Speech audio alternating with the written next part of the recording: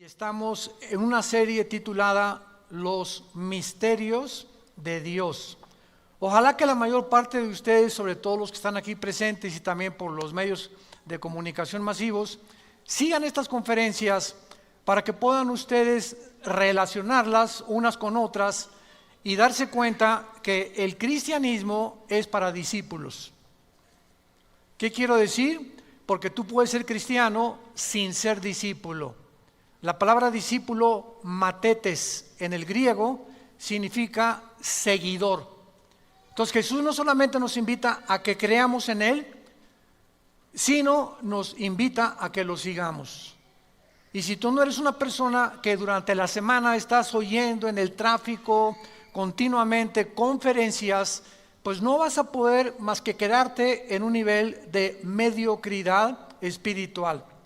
Y van a pasar los años y cada vez va a ser más difícil para ti entender las verdades espirituales. Porque creías que el cristianismo es solamente una religión.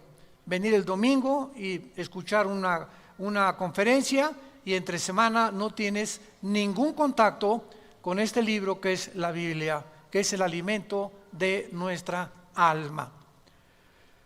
Muy bien, vamos a desarrollar en esta mañana el tema el misterio de la ciudad de Jerusalén.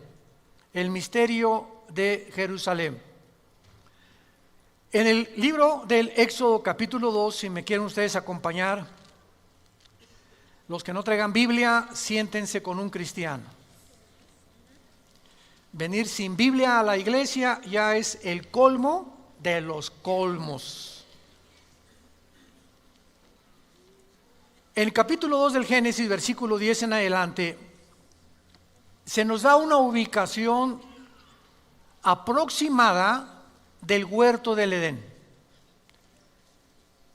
Y lo que nos va a sorprender en este estudio, en esta mañana, va a ser en dónde se encontraba el huerto del Edén. Porque supuestamente, de acuerdo a la ubicación que vamos a leer en estos ríos, que es el Tigris y el Éufrates, que nace el Tigris desde Turquía y va bajando hasta el Golfo Pérsico, igual que el río Éufrates, y atraviesan la tierra de Siria, Irak. Entonces, durante mucho tiempo se especuló de que el huerto del Edén se encontraba cerca de Irak. Y no solamente eso, sino que yo hace muchos años también lo creí.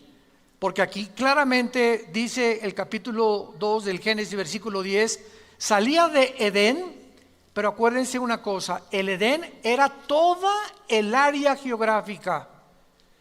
Y dentro de toda esa área geográfica, puso Dios al oriente del Edén el huerto o el jardín donde colocó a la primer pareja humana. Entonces, cuando hablamos de que Adán y Eva crecieron en el Edén, nos equivocamos, porque Dios crea a Adán, síganme con cuidado, fuera del huerto. Y ya que Dios creó a Adán, lo coloca dentro del huerto, o el paraíso o el jardín. Y las únicas que fueron creadas en el huerto, en el paraíso, fueron las mujeres. Nadie se alegra, ¿verdad? Menos los hombres. Vean antes en el capítulo 2 del Génesis, versículo 8, y Jehová Dios, bueno, vamos a ver, Jehová Dios plantó un huerto en Edén. O sea, Edén era la zona geográfica. Fíjense cómo comenzamos a estudiar la Biblia detenidamente y nos sorprendemos de cosas que no habíamos notado antes. Por eso esta serie se llama Los Misterios de Dios. Jehová plantó un huerto en Edén al oriente y puso allí al hombre.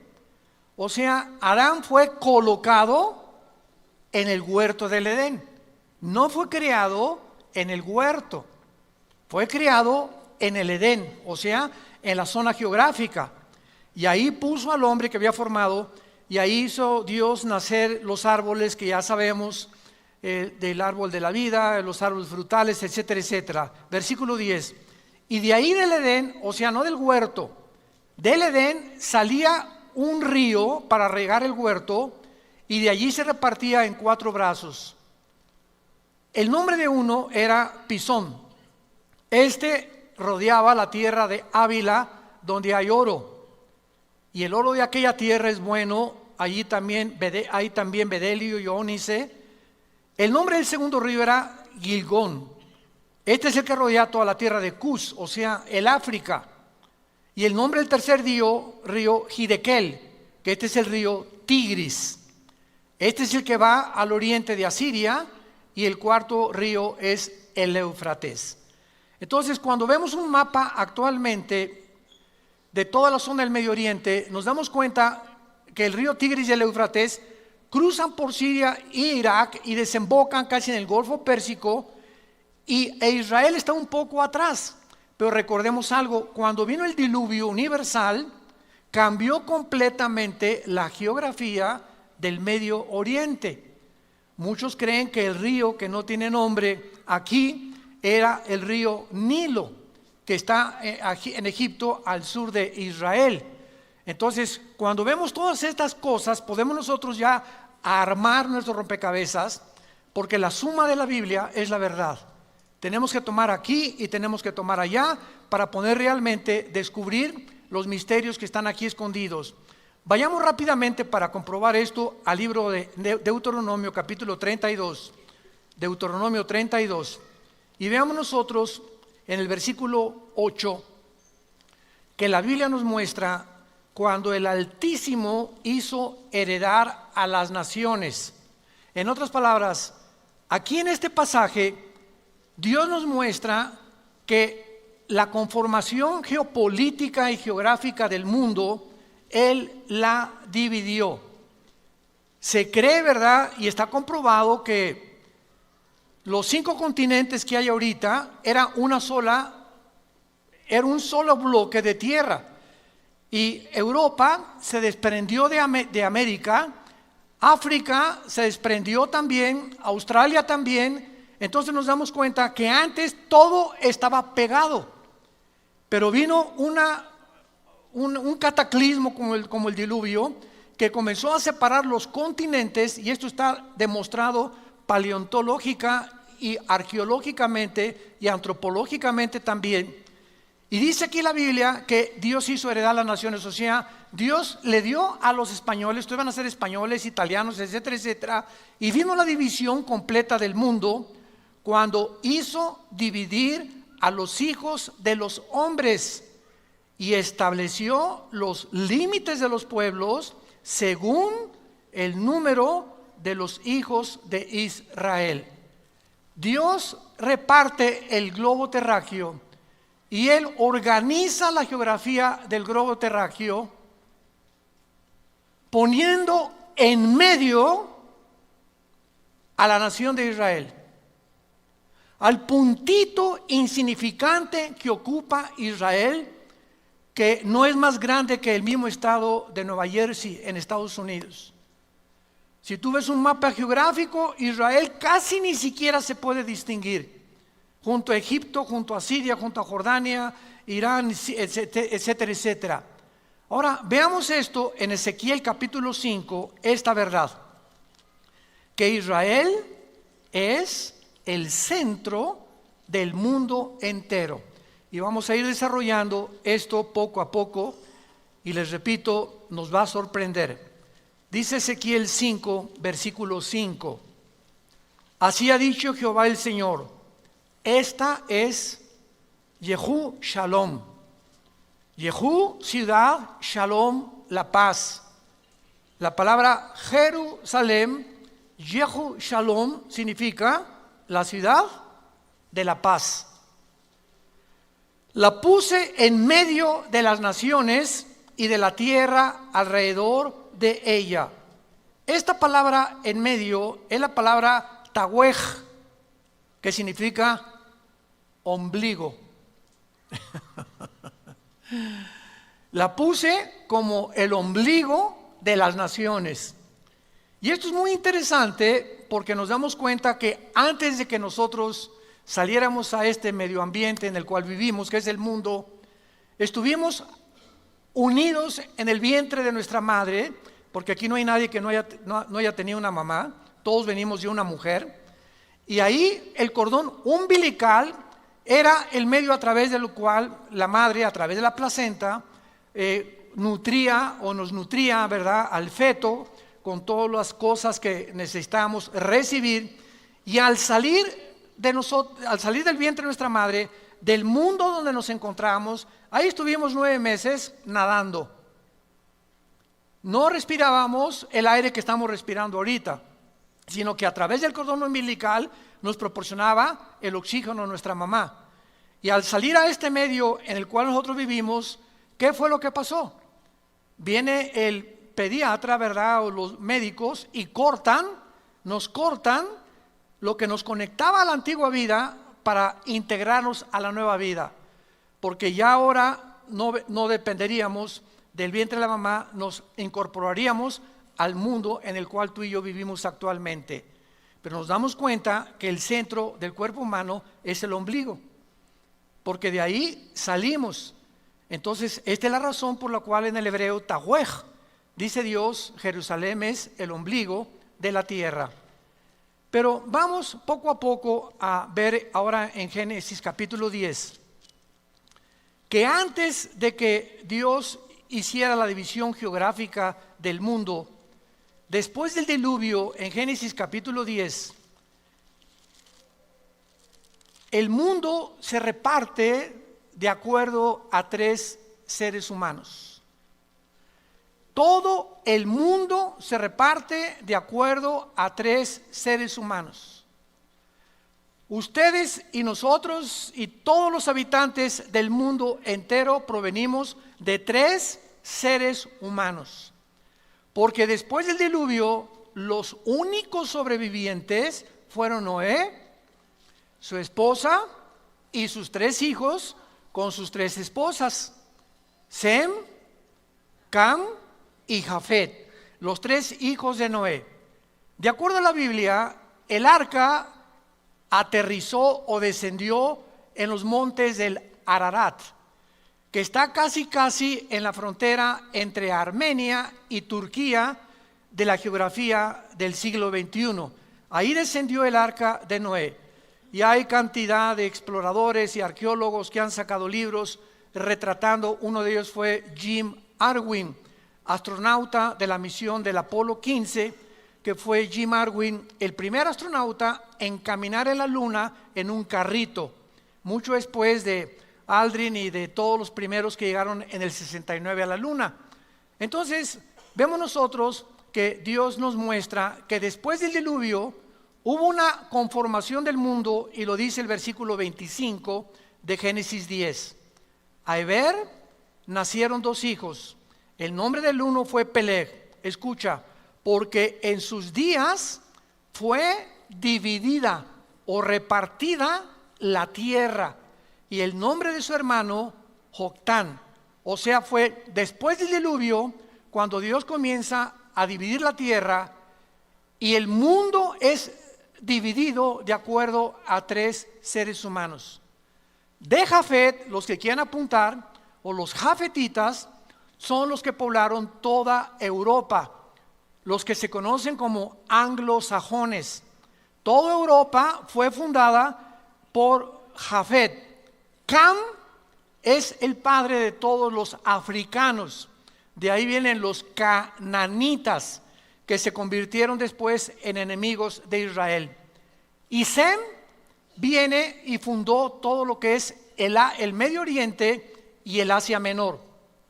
Ahora pongan atención, es interesante que cuando nosotros vemos a los indígenas de todo el continente americano en el cual nosotros nos encontramos, desde Alaska hasta la Patagonia, tenemos los indígenas de Estados Unidos que fueron los Sioux, Cherokee, los Apaches, etcétera, etcétera. Bajamos a México, a aztecas, tlaxcaltecas, mixtecos, etcétera, etcétera, chichimecas.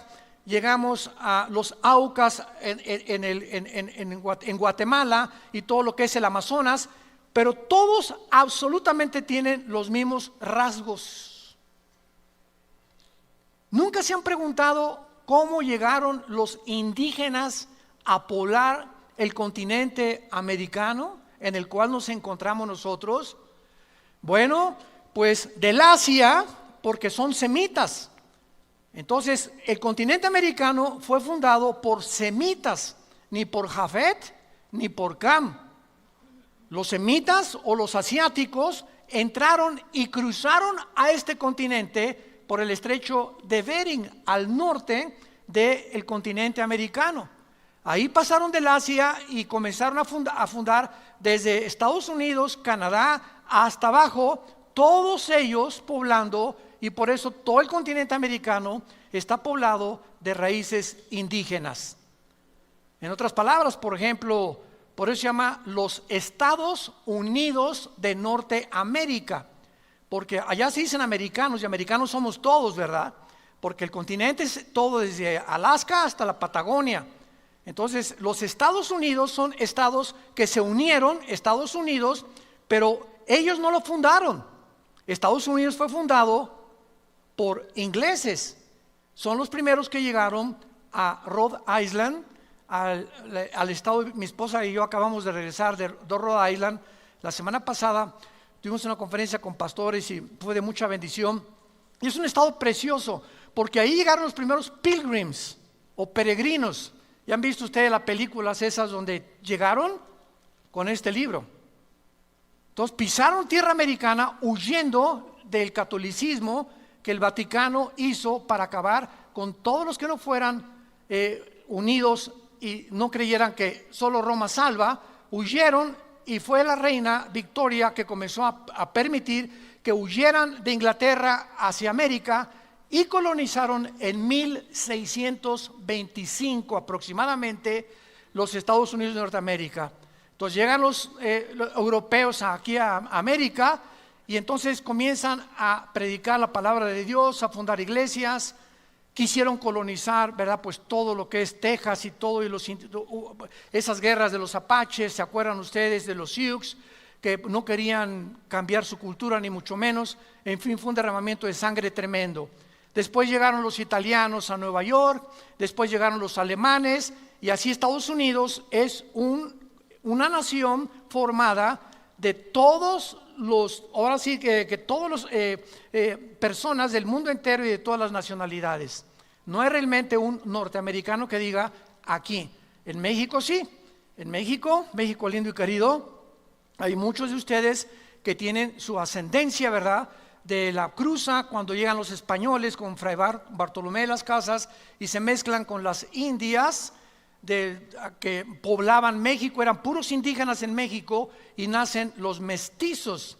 Entonces llega Hernán Cortés y todos los colonizadores y unen la religión católica con la brujería de los indígenas. Se llama sincretismo, si lo quieres apuntar. Sincretismo. ¿Qué es el sincretismo? La mezcla de una religión con la brujería. Entonces vemos nosotros que dentro de las mismas religiones hay mucha brujería. Yo no sé cuántos han notado que en la mayor parte de iglesias hay gárgolas. Y no sé cuántos de ustedes han visto así las gárgolas. A lo mejor no saben ni lo que son las gárgolas, son demonios. Impresionante que casi en todas, el 90% de las iglesias hay gárgolas, así como estatuitas. Vaya por ejemplo a Mérida, Yucatán, y casi todas las avenidas de Mérida son puras gárgolas. O sea, hay una influencia tremenda demoníaca en México, Centroamérica y Sudamérica, porque cuando llegaron a colonizarnos no llegaron con este libro, llegaron con la religión. No trajeron el evangelio, trajeron la religión que se mezcló con la brujería. Muy bien, abandonando este desarrollo que estamos haciendo de la colonización y de dónde provenimos nosotros, nuestro punto principal es el siguiente. Realmente el huerto del Edén se encontraba en lo que es ahora la ciudad de Jerusalén. ¿Es posible que Jerusalén, siendo el centro en el cual Dios puso a las naciones del mundo y siendo el huerto del Edén donde Dios coloca al ser humano y donde se encuentra el monte de Sión. ¿Saben por qué se llama Jerusalén el monte de Sión? Gracias a David. Porque Jerusalén está en un monte, también le llaman el monte del templo. ¿Y saben ustedes dónde se encontraba? Virgen de qué, ¿qué llamamos ahorita? ¿De la Macarena? ¿Dónde se encontraba el huerto del Edén? Exactamente, vamos ahorita a verlo, donde se encuentra ahorita la mezquita de Omar, el domo de la roca. Cuando llegas a Jerusalén hay un domo impresionante dorado, y ese domo es una mezquita musulmana. Y debajo de ese domo y de esa mezquita musulmana se encuentra lo que era el templo de Salomón, que reconstruyó el rey Herodes, y que desde el año 70 después de Cristo hasta nuestros días, los judíos no han podido hacer sacrificios. Y el judaísmo es una religión de sacrificios. No han podido hacer sacrificios porque no hay sacerdotes, no hay corderos y no tienen templo. Entonces, para que ellos recobren ese templo, que en el año 605 después de Cristo, uno de los líderes musulmanes, Omar, que era uno de los califas del Imperio Otomano turco, que hasta 1923 gobernaron casi la tercera parte del mundo, él inventó la religión del Islam, Mahoma. Y entonces construyeron a donde estaba el templo judío, como ya no había judíos, y los dispersaron por la maldición que cayó sobre ellos, construyeron la mezquita de Omar o la cúpula de la roca, y ahí se encuentra debajo el templo judío. Y es interesante, ahora que vayamos el año que entra, los que nos van a acompañar en junio, vamos a Israel del año que entra, es interesante que en la parte occidental del domo de la roca o de la mezquita de Omar, en árabe está escrito estas palabras: la roca del templo del huerto del Edén. Los mismos musulmanes escribieron esto: la roca del templo, el huerto del Edén. Y la puerta norte de la mezquita se llama la puerta del paraíso del Edén, Ba-ej-Jina en el árabe. Y en el piso de enfrente hay una puerta de piedra de jaspe color verde en medio metro cuadrado, que los musulmanes le llaman la piedra del Edén. Vamos pues a descubrir nosotros lo siguiente: ¿cómo podemos comprobar que el huerto del Edén se encontraba en Jerusalén cuando ya vimos que cambió la geografía, la topografía, todo lo que ahorita vemos después del diluvio, y el descubrimiento que nos confirma que el huerto del Edén se encontraba en la ciudad de Jerusalén? Es que a Jerusalén se le llama el monte de Sión o el monte del templo, y es ahí donde fue creado Lucifer.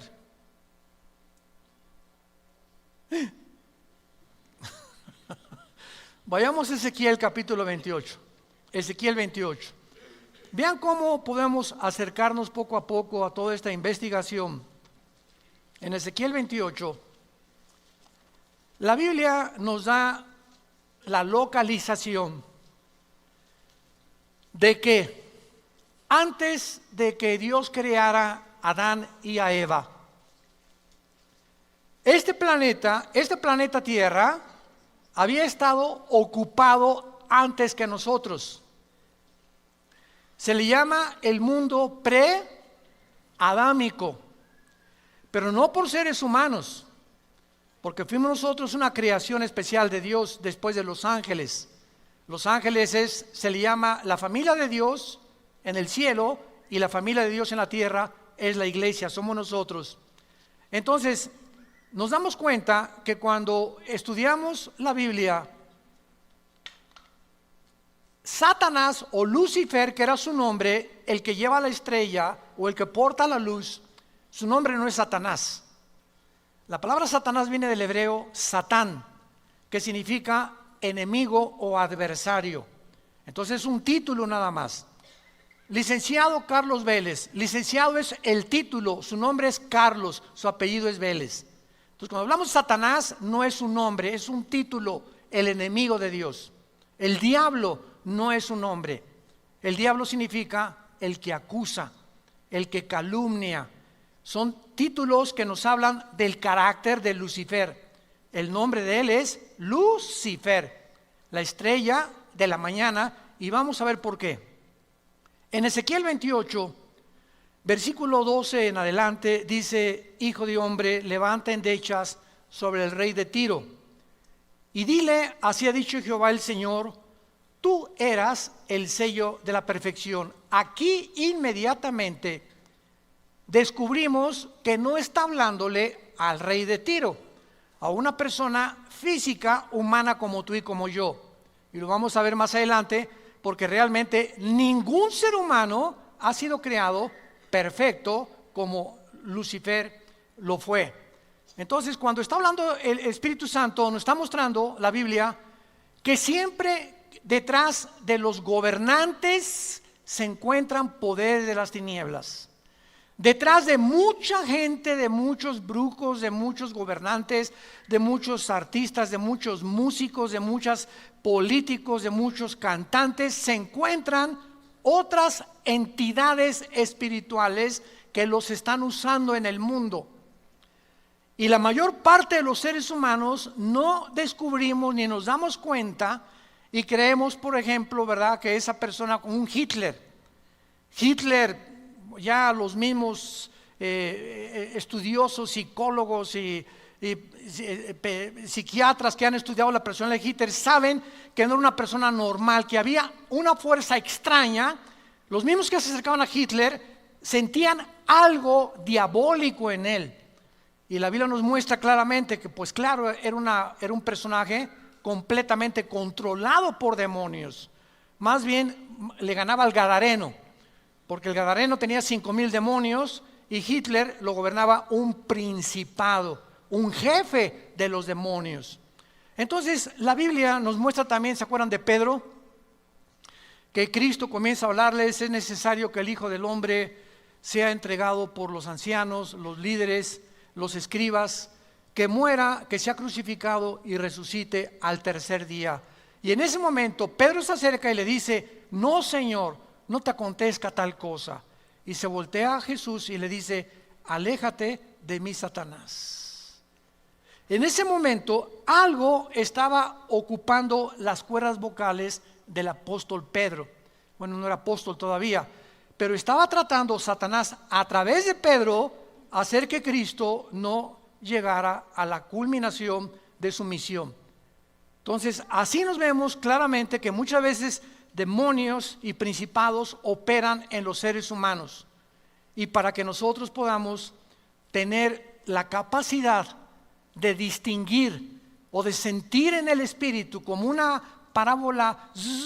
Hay personas, ¿verdad?, que cuando un cristiano vive cerca de Dios y tiene la comunión con Dios continua, te da a Dios el discernimiento espiritual. La palabra discernir significa distinguir entre lo bueno y lo malo, entre lo que es de Dios y lo que no es de Dios. Ahorita vemos la televisión y el mundo entero está lleno de predicadores falsos, de profetas falsos, de apóstoles falsos, y la gente, amén, amén, amén. La mayor parte de la gente no distinguen, ¿verdad?, ni siquiera como esa persona. Y dices: pero ¿cómo le puedes creer a esa persona, no? ¿Cómo es posible que puedas aceptar lo que él está predicando, que está violando la palabra de Dios? Porque no tienen discernimiento espiritual, y el domingo ni la Biblia traen a la iglesia. Y dice 2 Tesalonicenses 5, van a ser engañados. Y dejemos que aparezca el anticristo para que entonces el engaño se multiplique mucho más. Entonces aquí el Espíritu Santo le está hablando a Lucifer, y vamos a ver por qué. Versículo 13, en Edén. O sea, el rey de Tiro nunca estuvo en el Edén. En Edén, en el huerto de Dios.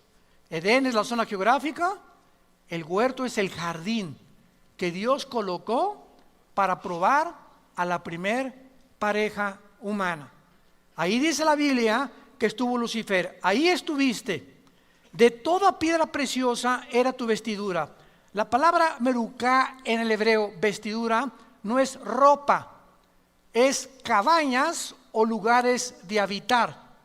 En otras palabras, el huerto del Edén de Adán y Eva eran frutas, árboles deliciosos, agua cristalina, era un bosque impresionante, ¿verdad? De belleza, guacamayas, me imagino, y todo así bonito, flores por todos lados, era un jardín hermosísimo con manzanas, con almendras, etcétera, etcétera.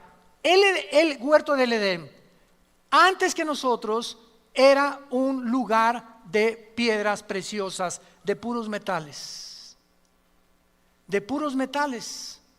Y cuando dice la Biblia que donde Satanás habitaba era cornerina, topacio, jaspe, crisólito, berilo, ónice, de zafiro, carbunclo, esmeralda, oro, etcétera, etcétera, son las mismas piedras preciosas que usaba el sumo sacerdote de Israel cuando Dios diseña el tabernáculo, y tenía aquí en el pecho, se llamaba el efod.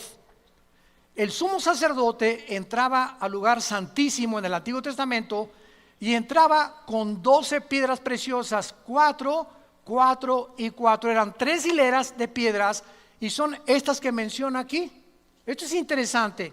¿Por qué Dios relaciona las piedras preciosas del Edén con las piedras preciosas del sumo sacerdote?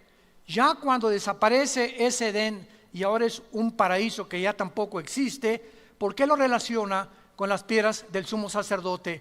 Esto nos habla que Lucifer fungía y tenía el oficio del sumo sacerdote en el cielo. Vamos con mucho cuidado. Pregunta, ¿pero cómo si no había pecado podía haber un sacerdote? Porque la palabra erios en el griego, sacerdote, significa el que intercede por otra persona. Es lo que significa la palabra sacerdote. Y ahora ya no tenemos nosotros a ningún sacerdote. Ahora nosotros somos sacerdotes cuando recibimos a Cristo, porque ahora yo puedo orar por mis hijos, puedes orar por otra persona ante Dios sin el intermediario de ninguna otra persona. Ya en la cruz a nuestros días, ya no tengo que venir con una persona y decirle, por favor, le voy a decir mis pecados, me confieso y me perdona, pues récese 20 Aves Marías o 5 Padres Nuestros y usted es perdonado. Y eso ya no existe. Ahora nuestro sumo sacerdote es Jesucristo. Y Él es el que está intercediendo por nosotros. Ya no hay necesidad de intermediarios humanos, porque no hay más que un mediador entre Dios y los hombres, Jesucristo hombre. 1 Timoteo capítulo 2. Muy bien. Entonces, esta era la habitación de Lucifer. Y a lo que vamos es que ahí en el lugar del Edén se encontraba lo que se llama el monte de Sión. Dice el versículo 14, tú querubín grande. 2, Lucifer no era un ángel. No es un ángel caído. Lucifer era un querubín. Los querubines son el rango más elevado de todos los demás criaturas que Dios creó. Por favor, síganme.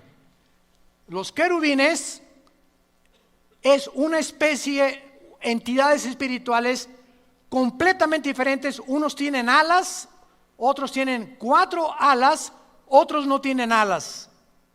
Abajo de los querubines están los serafines. Isaías capítulo 6 del 1 al 4, que están y no bajan a la tierra. Día y noche están santo, santo, santo. Kadosh, Kadosh, Kadosh es el nombre de Dios, el Santo de Israel. Y los ángeles es otro rango de criaturas que Dios creó para mandarlos a este mundo. La palabra malak en el hebreo, y angelos en el griego significa mensajero. Entonces la palabra ángel significa mensajeros. Los querubines no son mensajeros, ni tampoco los querubines, ni los serafines. Todos los ángeles son mensajeros, como Gabriel, que es el correo de Dios, el que se le apareció a Daniel en Daniel 10, el que le dijo a María, María, el Espíritu Santo te cubrirá, y el santo ser que está formado aquí en tu vientre no es la obra de José. Él no va a poner el cromosoma Y, que es el que determina el género masculino, sino que el Espíritu Santo producirá, así como creó a Adán y Eva, y si de la nada le puso los cromosomas y la genética y el ADN de la nada, así a María de la nada Dios creó el cromosoma Y para que fuera formado en la fertilización con el óvulo de María el cuerpo de Jesucristo en su vientre. Entonces, esto es muy importante para que nosotros podamos distinguir claramente las clases y los rangos de criaturas que la Biblia menciona. Ahora, muy bien, tú querubín grande protector, ¿protector? ¿Qué acaso antes de que, porque aquí todavía no caía, más adelante ya sale su caída, ¿de qué protegía querubín? ¿Por qué ejercía las funciones del sacerdote del Nuevo Testamento?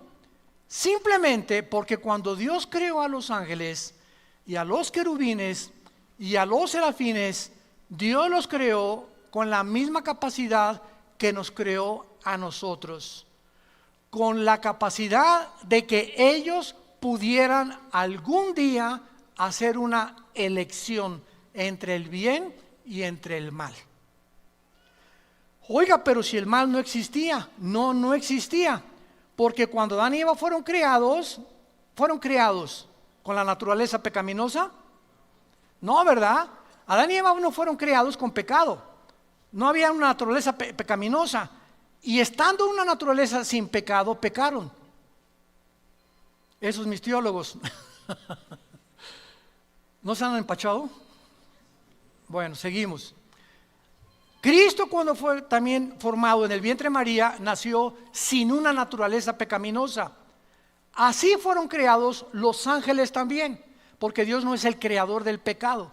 Pero los ángeles tenían la opción, como la tuvo María, como la tuvo Jesucristo, de haber escogido resistir la tentación o rechazar la tentación. El único que la venció fue Jesucristo. Pero los ángeles tuvieron la oportunidad. Lucifer entonces cuidaba el atrio santo en el cielo, porque la Biblia dice que hay un templo en el cielo. ¿Dónde lo dice? Todo el libro de Apocalipsis. Dice la Biblia, se abrió el cielo y dice Juan, vi el templo de Dios. O sea, no es una iglesia como con construcciones, ni con una cruz, ni mucho menos, ¿verdad? El lugar de la habitación de Dios, donde Dios es adorado por millones de millones de millones de millones de criaturas angelicales. Entonces, Satanás tenía que cuidar el trono de Dios, y fue a quien se le asignó la tarea de cuidar el que pecó contra Dios. Y cuando vemos nosotros la pregunta que la mayor parte de los ateos hacen y en la universidad te van a hacer, ¿por qué Dios creó el mal? ¿O por qué Dios permitió el mal en el mundo? Ellos, los ateos, no tienen respuesta. ¿Por qué creen que nos preguntan a nosotros? Porque el cristianismo es el único sistema de pensamiento que ofrece estas respuestas. Nunca le van a preguntar a un musulmán, nunca le van a preguntar a un hindú el origen del mal, ni el origen del hombre, ni el origen de las lenguas, ni de las naciones, ni de los gobiernos, porque todo esto se encuentra en la Biblia nada más. En ningún otro libro sagrado, ni en el Ramayana, ni en los Vedas, ni en el Tripitaka de Buda, etcétera, etcétera, ni en el Corán de los musulmanes, se encuentran respuestas a las grandes incógnitas de la raza humana, más que en las Sagradas Escrituras. Y esta es la razón por la cual es el sistema de pensamiento más atacado, más controvertido y más odiado del mundo. No, la Biblia fue hecha por hombres. contiene historias, leyendas como Adán y Eva. Oye, espérame tantito, una barbaridad y una marihuanada más grande de decir que venimos de los changos está peor. Se necesita mucho más fe para creer que realmente somos el resultado de un accidente, a creer que somos el resultado de un Dios inteligente que tuvo comunión con nosotros y que anhela tener comunión con nosotros, y que después de la muerte tendremos un juicio porque somos agentes morales responsables. Entonces Satanás fue creado para poder, Lucifer, cuidar el templo de Dios. Muy bien, vamos a contestar la pregunta. Cuando Dios crea el universo y crea las criaturas, Él no podía crear criaturas sin una alternativa. Se las voy a poner más fácil. Si tú en una nación te dicen que votes porque esa nación se considera democrática y nada más hay un candidato, ¿eso es democracia? Eso es dictadura, ¿verdad? O sea, para que haya democracia tiene que haber libertad de poder tú decidir entre uno o el otro. Entonces, cuando Dios crea el universo y a sus criaturas, no pudo haber creado un solo camino, porque hubieran sido robots. Dios permite la otra opción, el otro camino, para que ellos pudieran escoger libremente, escoger ese camino o escogerlo a Él. Y eso es lo que nos hace agentes morales responsables de nuestras acciones.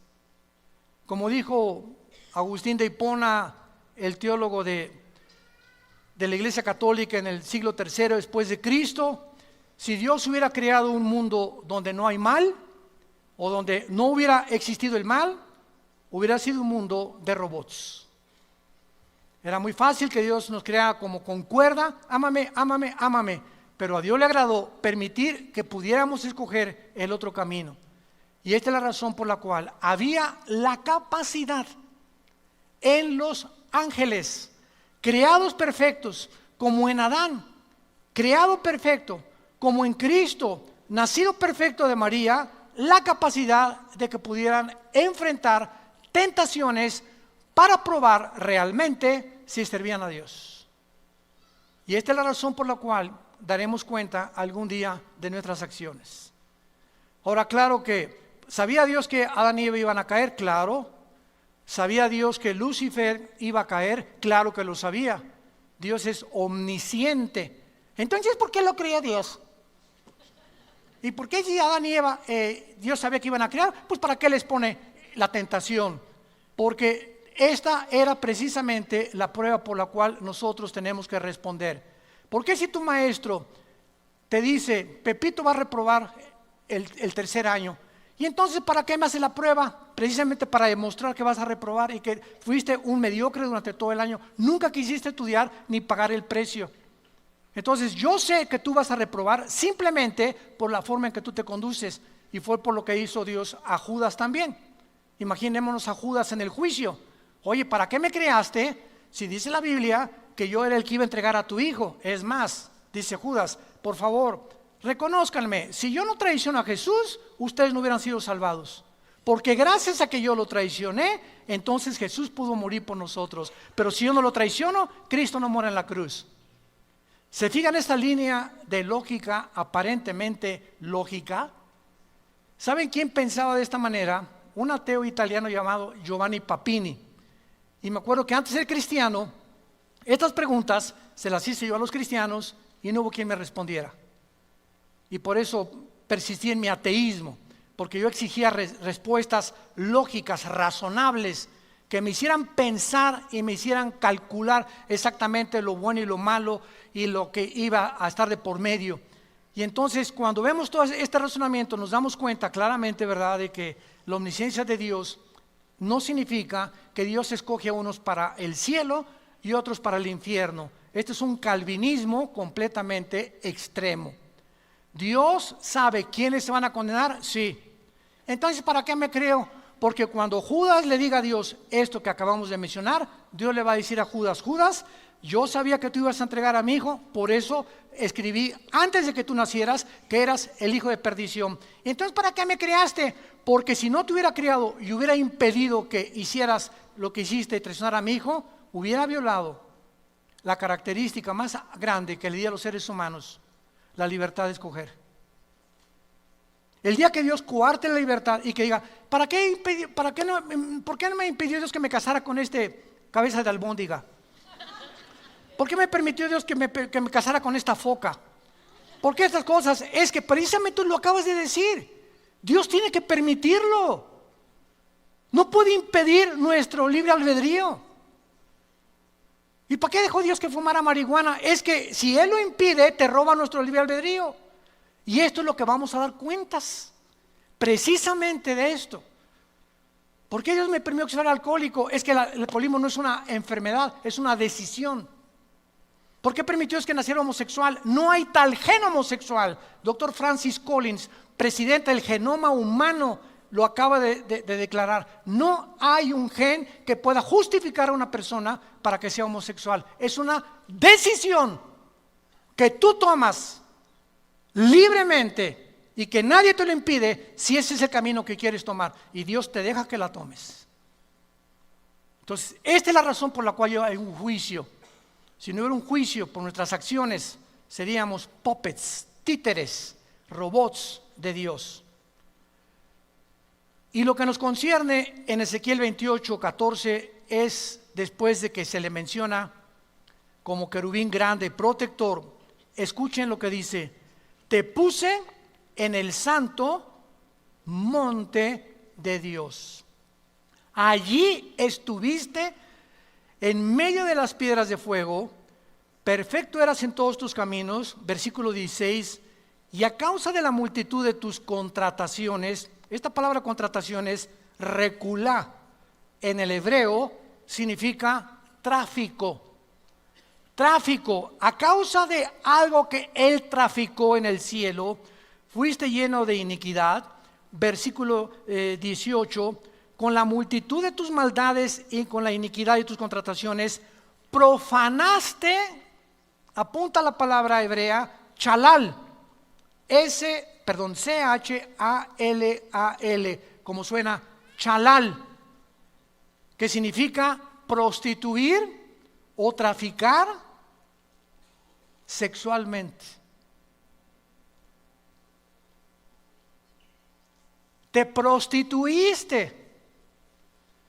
Un tipo de tráfico entre los ángeles. Y profanaste tu santuario.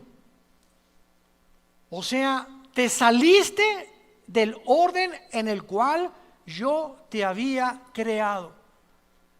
Y por alguna razón misteriosa, la tercera parte de los ángeles se fueron con Él. Dejaron el cielo y se fueron con Él. Fueron creados en la tierra, subían al cielo y bajaban al cielo, y todavía Satanás tiene acceso al cielo, pero dice la Biblia: te arrojaré en la tierra. Y aquí fue el lugar donde Dios decidió que Lucifer creciera.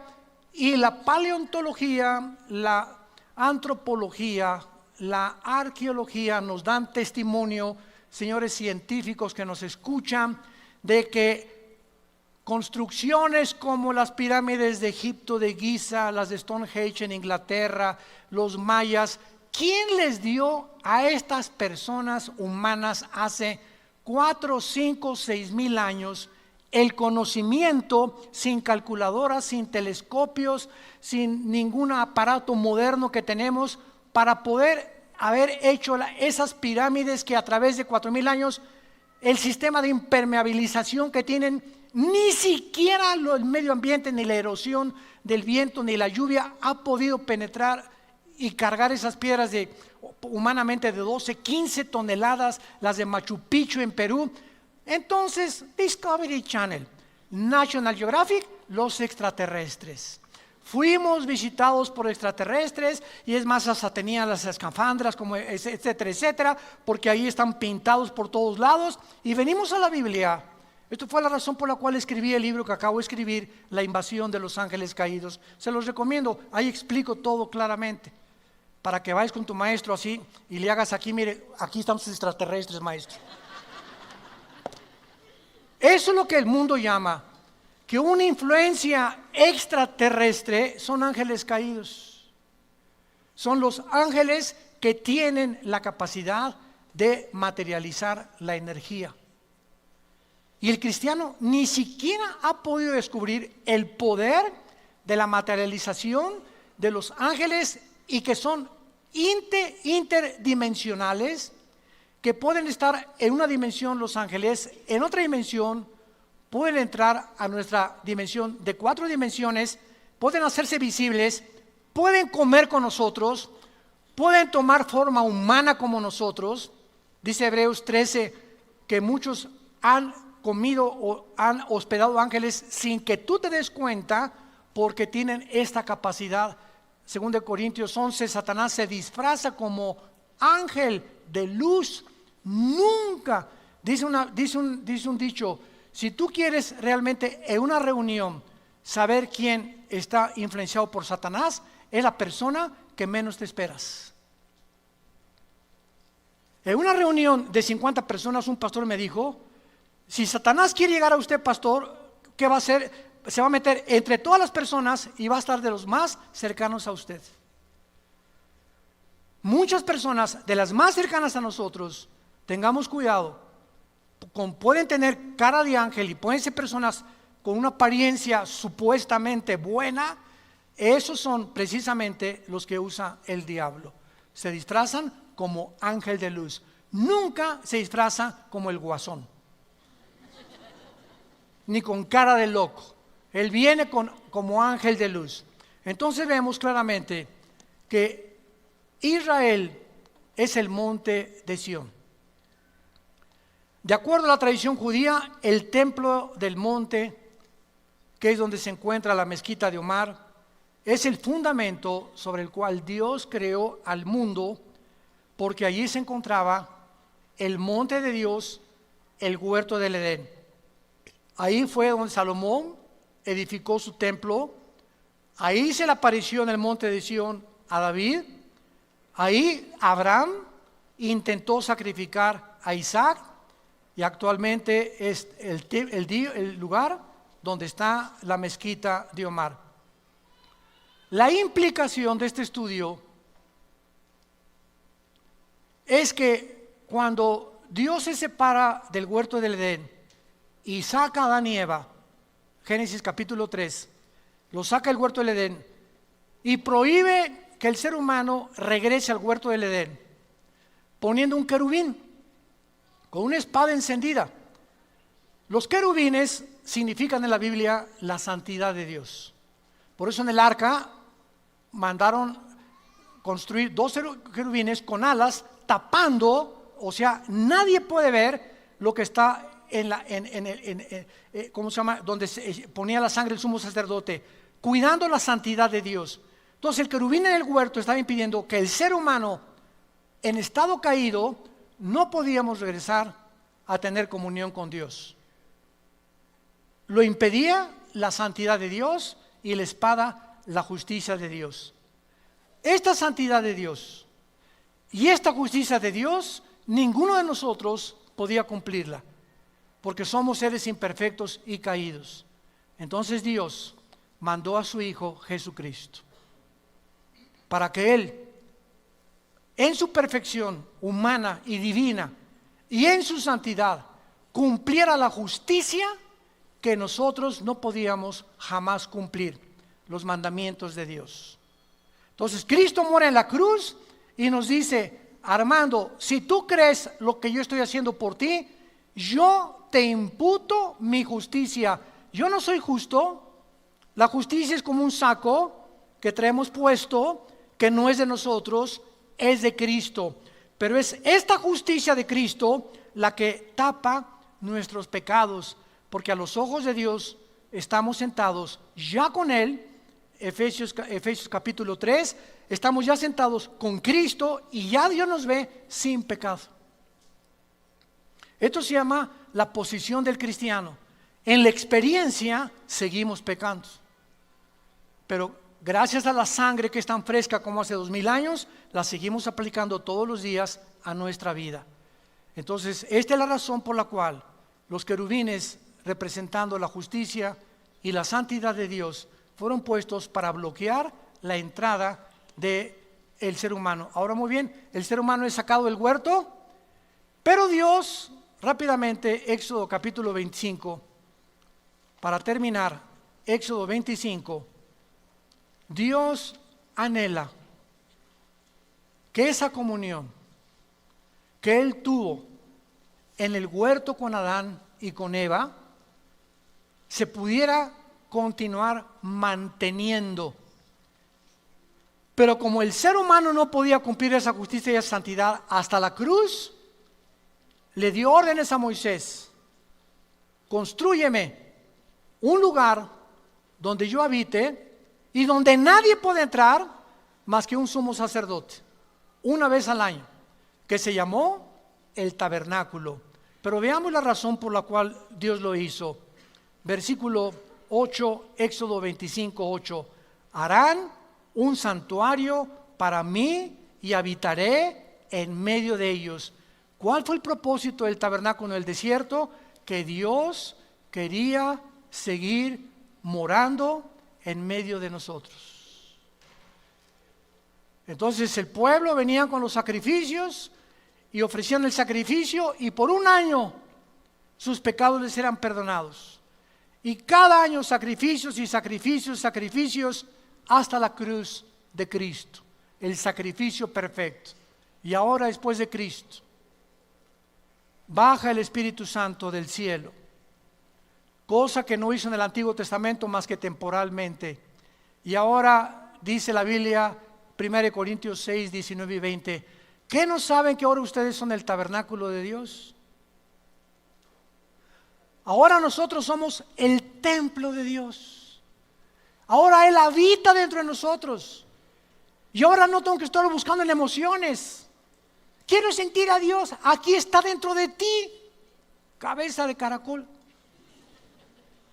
Es que si en esta iglesia no se siente a Dios, el Espíritu Santo, y si no alguien me tumba al suelo o si no me caigo, yo no siento a Dios. Este es el problema, que el diablo quiere seguir llevándonos a través de la experiencia externa, y Dios no trabaja de afuera hacia adentro, Dios trabaja de dentro hacia afuera.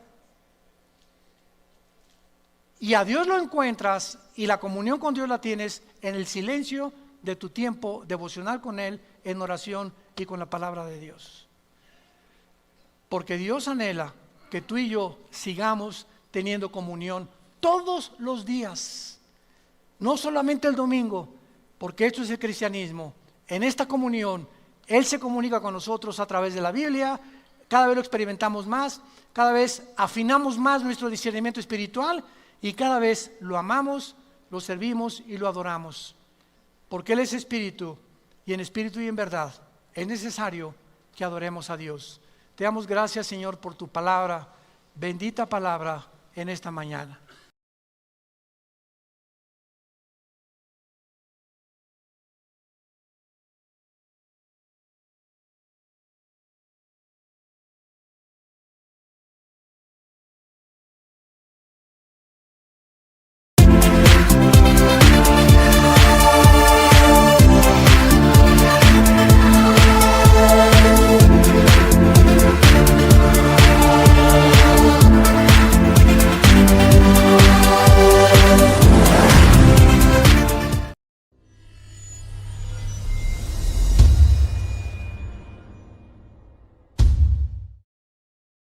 La negación de la maldad.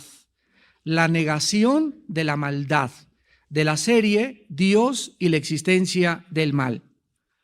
Cuando nosotros observamos el mundo a nuestro alrededor y podemos deducir inmediatamente que hay una creación inteligente y existe un diseño inteligente, forzosamente tiene que haber detrás del diseño y de la creación un creador o un diseñador inteligente. Y la única manera de poder vivir una vida racional, una vida saludable, es reconocer la naturaleza de que las leyes que están a nuestro alrededor son reales y que nosotros debemos someternos a estas leyes para que podamos nosotros verdaderamente vivir, repito, una vida racional, una vida equilibrada, principalmente en el área de nuestras emociones. ¿Qué les quiero decir? Si hay un diseñador inteligente detrás de todo lo que existe, nos damos cuenta que hay leyes físicas. Una de las principales es la ley de la gravedad. Violar la ley de la gravedad sería trágico, y ya sea que tú estés enterado o que no estés enterado que esta ley es permanente y actúa a las 24 horas, tú vas caminando por una barranca y pisas en falso y te matas. ¿Por qué? Porque la ley de la gravedad tuvo la operación cuando todo lo que pesa más que el aire es atraído al centro de la Tierra. De la misma forma que las leyes físicas, escuchen, son la base de toda la investigación científica, o sea, la ciencia no podría existir si no hubiera un orden y un diseño en el universo. Gracias a que hay un orden en el universo, existe la astronomía, existe la física, existe la química, existe la biología, la genética. Todas las ramas y las disciplinas de la ciencia tienen su base en que la ciencia es algo para observar. Los científicos tienen que observar los fenómenos, tienen que ver lo que está sucediendo, lo tienen que probar, y esto no sería posible, repito, si no hubiera un orden y no hubiera un diseño en el universo. En el libro de Jeremías capítulo 31, versículo 35 y 36, nos damos cuenta cómo hace casi 2800 años Dios a través de este profeta dijo estas palabras. Jeremías 31, 35 y 36. Así ha dicho Jehová, que da el sol para luz del día. Las leyes de la luna, escuchen, las leyes de la luna y de las estrellas para luz de la noche. Que parte el mar y braman sus ondas, Jehová de los ejércitos es su nombre. Cuando nosotros observamos esto y nos damos cuenta que hasta 1600, casi en el siglo XV, más de 15 siglos después de que Jeremías escribió esto, Galileo Galilei, un científico italiano, comenzó a hacer observaciones y a comprobar que efectivamente la Tierra tiene una inclinación de 23 grados y medio sobre su eje, y la distancia que tiene la Tierra del Sol es exacta. Si la Tierra tuviera 2 grados a la derecha o 2 grados a la izquierda, sería imposible la existencia humana, la existencia vegetal, la existencia animal. El movimiento de la Tierra alrededor del Sol es preciso y exacto en días, segundos, minutos. La inclinación de la Luna, la luz del Sol hacia las estrellas, los cambios de las estaciones, las 4 estaciones que tenemos, todo absolutamente a nuestro alrededor está regido por leyes. Ahora, Dios, usando esta perfección y esta certeza, esta inmutabilidad de las leyes, dice el versículo 36, si faltaren estas leyes delante de mí, dice Jehová, también la descendencia de Israel faltará para no ser nación delante de mí eternamente. Cuando nosotros regresamos teológicamente a poder descubrir estas enseñanzas, nos damos cuenta que la iglesia no tomó el lugar de Israel. La iglesia está temporalmente, ahorita ya no hay judíos, ni griegos, ni gentiles, pero de acuerdo a la Biblia, la nación de Israel y los judíos que cuando Cristo venga se convertirán y Dios volverá a injertarlos, Romanos 11, dentro de la vid donde estamos nosotros injertados. Entonces Dios prueba que estas leyes que Él ha establecido son inmutables, no pueden estar sujetas a ningún cambio. Veamos también ahí en Jeremías, en el capítulo 33 de Jeremías, versículo 20 y 21, Jeremías 33, 20 y 21, así ha dicho Jehová, si pudiereis invalidar mi pacto con el día y mi pacto con la noche, de tal manera que no haya día ni noche a su tiempo, podrá también invalidarse mi pacto con mi siervo David. para que deje de tener hijo que reine sobre su trono, y mi pacto con los levitas y sacerdotes, mis ministros. Noten ustedes que Dios hizo un pacto con el día y Dios hizo un pacto con la noche. No es coincidencia que nosotros seamos seres que funcionamos 18 horas nada más. Y que exactamente ya a las 8, 9, 10 de la noche, cuando se oscurece y la posición de la tierra respecto a la luna y al sol cambia y se oscurece a nuestro alrededor, nos vayamos nosotros a la camita. Y durante ese tiempo sería imposible que durmiéramos si tuviéramos luz. Entonces Dios hizo precisamente o interrelacionó la oscuridad con el sueño de todos los habitantes, tanto animales como seres humanos, de este planeta. Ninguna de estas cosas es coincidencia.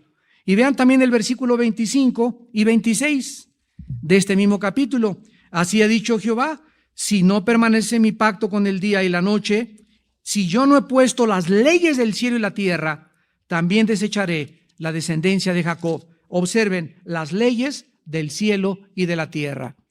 Muy bien, este principio claramente establecido en la Biblia y comprendido por las leyes físicas actuales, cuando se ignoran, se paga, repito, un precio muy alto. Ignorar la ley de la gravedad es trágico, porque sería estar a la orilla de tu propia muerte si te acercaras a un precipicio. Pero lo mismo, hermanos en Cristo, damas y caballeros que nos visitan, sucede con las leyes morales. Dios ha establecido leyes físicas inmutables y leyes morales inmutables. ¿Qué estoy diciendo? Que son leyes absolutas, que no tienen negociación alguna, que no se pueden discutir ni argumentar de que para mí homosexualismo es bueno, para ti es malo, para mí la marihuana es esto, para ti aquello, para mí mi estilo de vida es esto. Hay leyes morales establecidas por Dios que si el hombre las viola, acarrea sobre su propia vida su autodestrucción.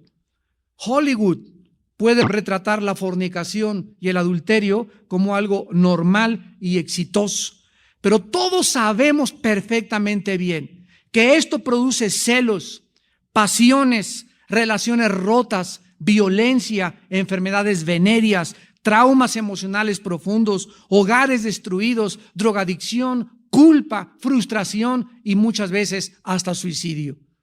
Por más que se pinte bonito que el adulterio y que la fornicación, etcétera, etcétera, la realidad es totalmente diferente a la de las telenovelas y a la de las películas de Hollywood. Desafiar las leyes morales de Dios nos puede llevar a juicios muy grandes de Dios. Veamos uno de estos juicios en Romanos capítulo 1. Dice el apóstol Pablo en Romanos capítulo 1, versículo 21 en adelante. Pues habiendo conocido a Dios, no le glorificaron como a Dios, ni le dieron gracias, sino que se envanecieron. Vean ustedes cómo la soberbia intelectual bloquea el entendimiento y el discernimiento de la moral. Se envanecieron en sus razonamientos y su necio corazón fue entenebrecido. El corazón, cardío en el griego, la Biblia se refiere al corazón siempre como el centro de nuestros sentimientos, emociones, voluntad e intelecto. Todo el área de las emociones, todo lo que percibimos a través de los 5 sentidos, lo que se conoce comúnmente en la filosofía como empirismo. O sea, hay gente que dice: yo no creo lo que no veo, lo que no oigo, lo que no huelo, lo que no toco. Todo lo que perciben nuestros 5 sentidos, las 5 puertas que tenemos que nos comunican con el mundo exterior, es lo que la Biblia llama el corazón. Entonces, la Biblia nos muestra que estas emociones del ser humano, los sentimientos del ser humano, la percepción de cómo el ser humano percibe el mundo, la vida, la perspectiva mundial que tiene, está en tinieblas. El ser humano no puede hablar juiciosamente, no puede dar soluciones sabias, no puede resolver sus problemas porque él está en tinieblas en sus emociones, en sus sentimientos, en su intelecto y en su propia voluntad. Dice a continuación, versículo 22, profesando ser sabios, se hicieron necios y cambiaron la gloria del Dios incorruptible en semejanza de imagen de hombre corruptible, de aves, de cuadrúpedos y de reptiles, por lo cual Dios también los entregó a la inmundicia, en la concupiscencia de sus corazones, de modo que deshonraron entre sí sus propios cuerpos. Damas y caballeros, esto fue escrito hace 2000 años, por el apóstol Pablo. Y está hablando Pablo que la consecuencia de rechazar a Dios, la consecuencia de rechazar la luz, la consecuencia de no aceptar y de no someterme a las leyes morales de Dios es deshonrar mi cuerpo, es acabar en la inmoralidad. Y la inmoralidad es el factor común denominador que causó el derrumbe de todos los imperios mundiales. Los egipcios, los asirios, babilonios, medos persas, griegos y romanos no cayeron por falta de partidos políticos, por falta de democracia, por falta de una economía sana, por falta de leyes mejores sanitarias o de salud o por mejor educación. Cayeron porque se depravaron inmoralmente. Se depravaron totalmente y convirtieron sus cuerpos en objetos sexuales que comenzaron a cambiar la verdad por la mentira. Dice el versículo 26, por esto Dios los entregó a pasiones vergonzosas, pues aún sus mujeres cambiaron el uso natural por el que es contra natura o contra naturaleza. ¿Qué significa? Que Dios hizo al hombre con órganos reproductores masculinos y la mujer tiene un cuerpo diseñado con órganos reproductores femeninos. El otro día que estaba platicando yo con un homosexual, me estaba diciendo, es que yo creo que sea mujer. Y le dije, vuélvete a revisar cuando estés en el baño.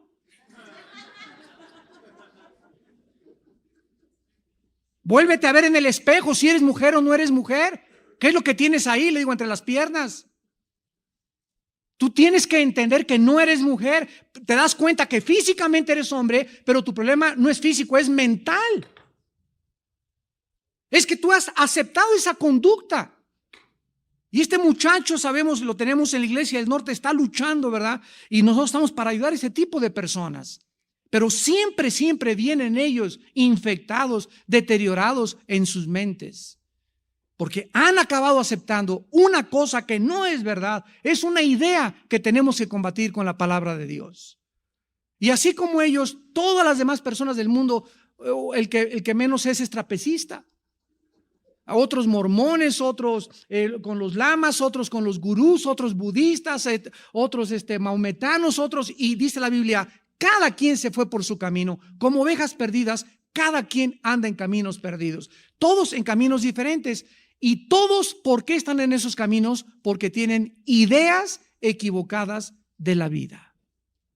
Y de eso precisamente se trata en esta noche nuestro estudio. Esta comprensión, escucha y apúntalo, esta comprensión de las leyes morales de la vida, la Biblia le llama sabiduría. La comprensión de las leyes morales, la Biblia le llama sabiduría. ¿Quién es una persona sabia? De acuerdo a Dios en la Biblia. Es una persona que conoce las fronteras y los límites, las leyes, los ritmos, los tiempos del orden creado, tanto del mundo físico como del orden social. Es una persona que sabe, estoy casado, no me puedo hacer el tonto de creer, aceptar la ilusión, la falacia, la utopía que voy a ser feliz con otra mujer. Es una persona que sabe hasta dónde puede llegar. Esto es mentira, no puedo comenzar a recrearme en una idea que no es verdad, porque la Biblia dice, Proverbios 6:32, el que comete adulterio es falto de entendimiento. Corrompe su alma, el que tal hace heridas y vergüenza hallará. Es una persona que sabe perfectamente bien que no puede hacer eso, que no puede tomarse más que una cerveza porque si toma dos va a perder. Se puede tomar una copa de vino con la comida, no puede tomarse dos porque ya está jugando con las cosas que Dios prohíbe. Es una persona que sabe que si ve una película pornográfica va a abrirle la jaula al animal que trae dentro, por lo tanto no voy a ver eso, cierro mis ojos, no quiero ver a esa mujer, sabe perfectamente bien hasta dónde puede llegar. Esa persona en la Biblia se le califica como sabia. Esa es la sabiduría, el saber perfectamente bien, el comprender que no me puedo hacer tonto. La Biblia dice, Dios no puede ser burlado. Mientras más le digas no al pecado, más creces en sabiduría. Vean ustedes lo que dice Salomón, el hombre más sabio que existió, en Proverbios capítulo 14, versículo 16. El sabio teme y se aparta del mal. Ahí está. El sabio teme y se aparta del mal. Mas el avisado, pero el hombre de bien, estará contento con el suyo, y el insensato se muestra insolente y confiado. Una muchacha que pasan por ella 3 muchachos, vente en el Volkswagen, vente aquí, súbete, vamos, una muchacha sabia, no voy con ustedes, pero ni aquí a la esquina. ¿Por qué? Porque mide el peligro. La persona sabia es la que puede ver más allá. Si yo sigo saliendo con ese muchacho, tengo una semana con él y ya me está manoseando, ¿a qué le tiro seguir saliendo con él? Yo soy bien débil, mi carne es bien débil, soy una tonta si sigo saliendo con ese muchacho. Es una muchacha sabia, ¿sabes qué? Contigo no quiero nada. ¿Por qué? Porque no me respetas. Entonces, esta es la sabiduría. Dice la Biblia, el sabio teme y se aparta del mal, mas el insensato se muestra insolente y confiado.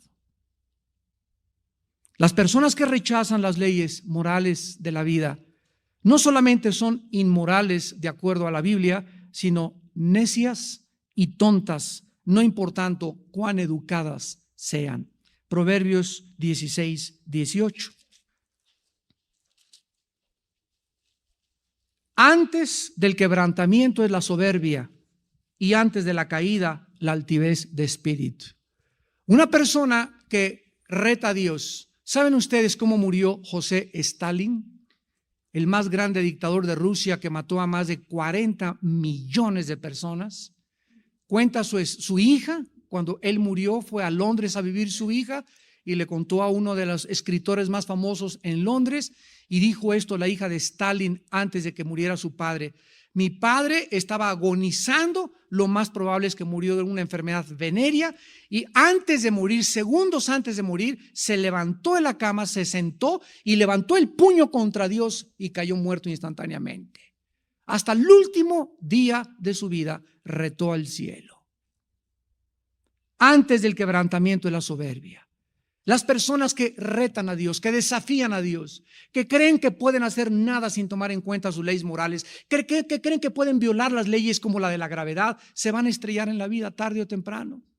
Te vas a autodestruir tarde o temprano, porque son leyes, repito, que son inmutables, inquebrantables, inexorables, que son establecidas para nuestra propia felicidad. Dice el versículo 22 de Proverbios 16, manantial de vida es el entendimiento al que lo posee, mas la erudición de los necios es necedad. ¿Cuánta gente que conocemos nosotros creen que porque tienen educación, porque tienen cultura, porque tienen un título profesional, pueden hacer y deshacer, pueden burlarse de los demás, pueden aprovecharse de los inocentes? ¿Cuántas personas en el gobierno aquí en México toman un puesto político o tienen un puesto ejecutivo o lo nombran jefe de la policía o diputado y en ese momento comienzan a usar todo lo que ellos tienen para su propio interés, para su propio beneficio, para pervertir el camino, inclusive llegan al asesinato para poder obtener sus fines, que es llegar a la cima de la política? ¿Cuántos artistas lo mismo, verdad? ¿Cuántas personas, artistas llegan y tienen colas de niños esperándolas ahí, aprovechan de ellos? Un muchacho como Michael Jackson, lo digo porque es público esto, tenía una fama tremenda hasta que se convirtió en un pederasta, donde él tenía atracción sexual por niños menores de 11, 12 años de edad. Elvis Presley, dice su esposa, con la que se casó en Alemania, la mamá de Priscilla Presley, Elvis tenía antes de morir relaciones con sus guardaespaldas de homosexualidad. El rey del rock and roll. Las ideas tienen consecuencias. Tomar parte activa en el mundo que vivimos requerirá para todos nosotros una comprensión de las ideas que están compitiendo contra la palabra de Dios. Tú tienes que saber cómo piensa el ateo, cómo piensa el escéptico, cómo piensa el budista, cómo piensa el católico, cómo piensa el escéptico, cómo piensa el hedonista, cómo piensa el empirista. Y si no tenemos un concepto ideológico de cómo piensa el mundo, porque todas esas ideas están en competencia contra Dios, porque ninguna de esas ideologías proviene de la Biblia. Y la misión de todos nosotros es combatir esas ideas mediante la predicación de la palabra de Dios. Y todas estas ideas están moldeando millones y millones de seres humanos. Por eso dice en Colosenses capítulo 2, en el Nuevo Testamento, Colosenses capítulo 2, versículo 8, miren que nadie los engañe por medio de filosofías. ¿Qué significa la palabra filosofía para definir el término? Filos, amor, sofos, sabiduría, o amor a los pensamientos o amor al conocimiento. ¿Quién es una persona filósofa? O es cual todos los seres humanos de una u otra forma somos filósofos. Porque el filósofo es la persona que ama sus pensamientos.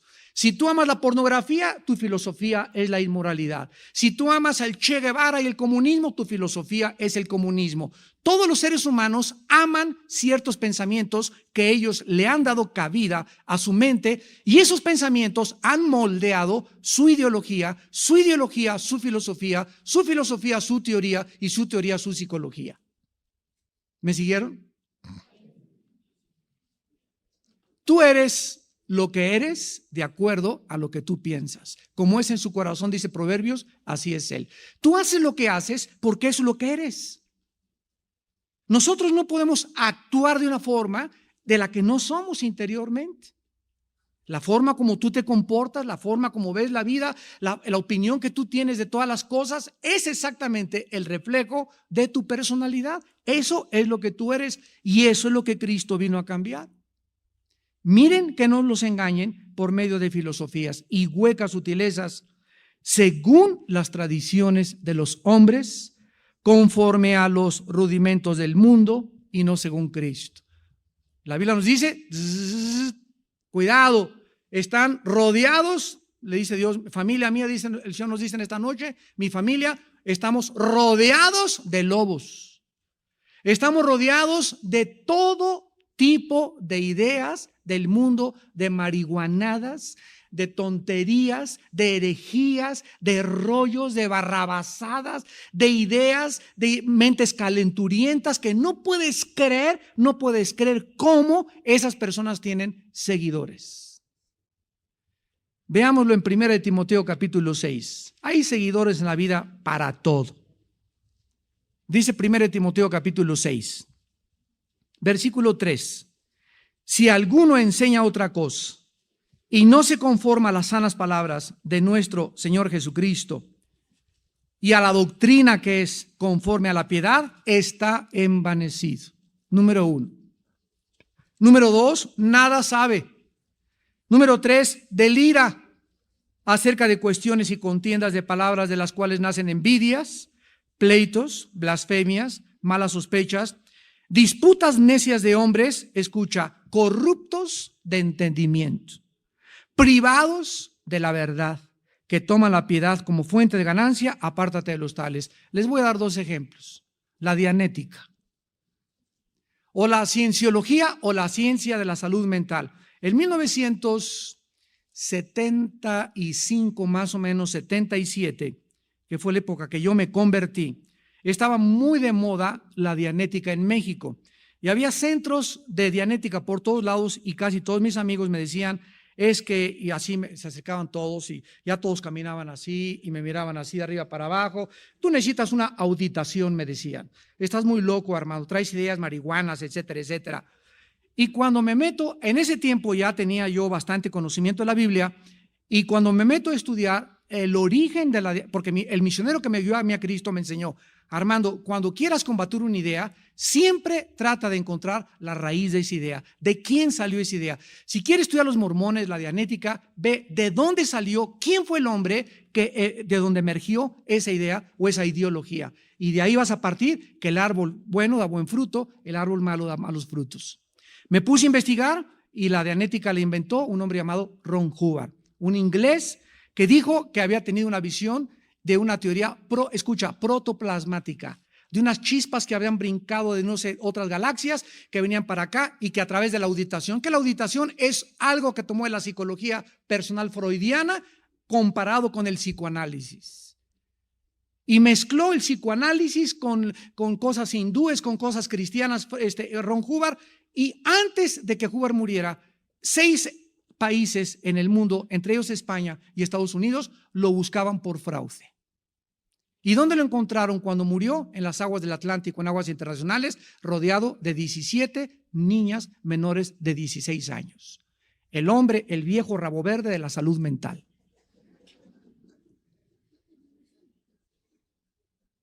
¿De dónde surgieron los mormones? Un hombre llamado José Smith dijo que se le apareció un ángel, Moroni, que fuera a buscar un monte donde iba a encontrar 2 tablas escritas en egipcio cuneiforme, que las tradujera, y de ahí salió el libro del Mormón. Y llegó con su esposa y le dijo: ¿qué crees, vieja? ¿Qué cosa, mi viejito? Pues que fíjate que de aquí en adelante voy a tener a 10 como tú. Y como en ese tiempo en Estados Unidos la Constitución prohibía el tener muchas mujeres o la poligamía, entonces él fue muerto y lo lincharon en la cárcel. ¿Quién fue el origen de eso? Un hombre que tenía multiplicidad de mujeres, un hombre que dijo que tenía visiones, hombres corruptos como Ron Hubbard, y todos nos damos cuenta que cuando investigamos el origen, ninguno se compara a Jesús. Ninguno se compara a Jesús.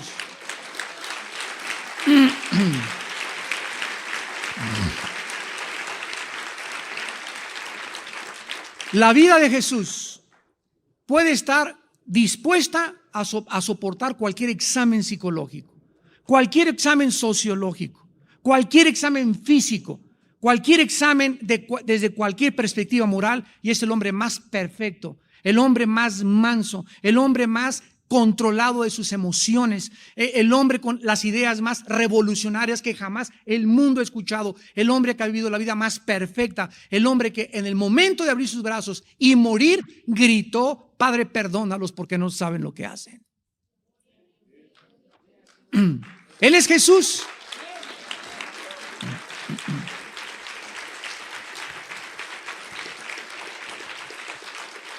Por esta razón, la Biblia nos enseña a pensar. Y así que cuando alguien te traiga un rollo, una idea, inmediatamente, ¿de dónde la sacaste? Del Calimán. Por esto la Biblia nos advierte en Romanos 12:2: no os conforméis a este mundo, sino transformaos por medio de la renovación del entendimiento. La palabra no conformarse a este mundo en el griego es: no permitan que el mundo moldee sus mentes. Estamos rodeados, vuelvo a repetir, con miles de ideologías que compiten contra la filosofía de la palabra de Dios. ¿Cuánto tú resistirás la presión de tus maestros, la presión de tus amigos, la presión de tu familia, la presión de los escritores, la presión de Hollywood, la presión de las películas? ¿Cuánto aguantaremos? Aguantaremos en la medida en la que nuestra mente esté cambiada. Renueven vuestra mente para que puedan resistir. Dice en 2 Corintios 10:2-4: porque las armas de nuestra milicia no son carnales, sino poderosas en el Señor para la destrucción de fortalezas, refutando argumentos y toda altivez que se levanta contra el conocimiento de Dios. ¿A qué nos manda Dios? A un mundo a refutar esta filosofía y esta filosofía y esta idea y esta idea, y permitirle al mundo que vea cómo brilla la luz del Hijo de Dios.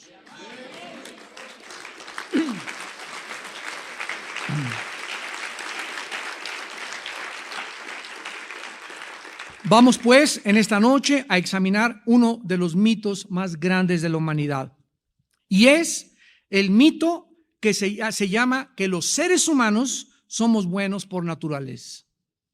Es una utopía, es una terrible mentira a la luz de la Biblia. Las más grandes tragedias, escuchen, aparentemente lo que te acabo de mencionar parece un mito, parece una mentira superficial, pero las más grandes tragedias y horrores del último siglo XX tuvieron su origen precisamente en creer que el ser humano es bueno, que se puede mejorar y que se puede formar una raza humana como Hitler lo pensó a través de sus filosofías. El primero y más importante elemento de cualquier filosofía o de cualquier perspectiva mundial es la manera que responde a la interrogante acerca de los orígenes. Este es la cuestión número uno. Cuando yo hablo con un evolucionista, pues yo creo que vengo de chango, etcétera, le digo, mira, antes la evolución sí es un progreso de los orígenes, pero antes de la evolución tú me tienes que contestar cómo se originó todo, aunque sea del chango, tuvo que tener un origen. Esto es antes todavía que la evolución. Entonces nos remontamos al origen de todo, repito, a la raíz. ¿Cómo surgió el universo? ¿De dónde surgió la vida? La nada nunca puede producir la nada. Una persona inteligente no puede nacer de la nada. Tiene que haber, detrás de un cuadro precioso, tiene que haber un artista con inteligencia. Detrás de una escultura tiene que haber un escultor. Detrás de un edificio tiene que haber un arquitecto. Detrás de un diseño tiene que haber un diseñador. Esto se llama lógica elemental, racional. Y el segundo elemento es explicar el dilema humano. ¿Por qué existen las guerras, los sufrimientos y la muerte? Y esto es los temas que hemos venido tratando. Pero ahora vamos a ver esta enseñanza bíblica acerca del origen de la maldad humana. Porque esta enseñanza que ha enseñado que el origen de la maldad humana Shakespeare dijo que el defecto trágico, Carlos Marx, la lucha de clases, Sigmund Freud, el medio ambiente, y así todos han expuesto y han dicho, algo tiene el ser humano, pero vamos a evolucionar, vamos a solucionar los problemas, vamos a alcanzar la época del acuario y vamos a establecer el siglo de oro en la humanidad. Y no, hombre, las guerras, esos son personas que nos quieren asustar. No va a haber el fin del mundo. El mundo va a progresar y el mundo va a levantarse. En 2 de Pedro 3, el apóstol trató con este problema y dijo que vendrían antes de Cristo burladores, que harían mofa de que venía Cristo a juzgar al mundo. Y los ateos se ríen también. Yo no puedo creer en un Dios que venga a juzgar a la humanidad. Esto es algo absurdo, dicen muchos pensadores. Sin embargo, si la causa el desorden y el caos que vivimos no es el pecado, entonces, ¿de dónde vino todos los problemas del ser humano? ¿Por qué los infantes, los niños desde pequeños no se les enseña a portarse mal? Se les enseña a portarse bien, porque el mal lo traemos de naturaleza. ¿Cuál de estas dos perspectivas es la que tú vas a aceptar? ¿La que el mundo te enseña o la que la Biblia nos quiere mostrar? Veamos pues esta utopía de la negación de la maldad.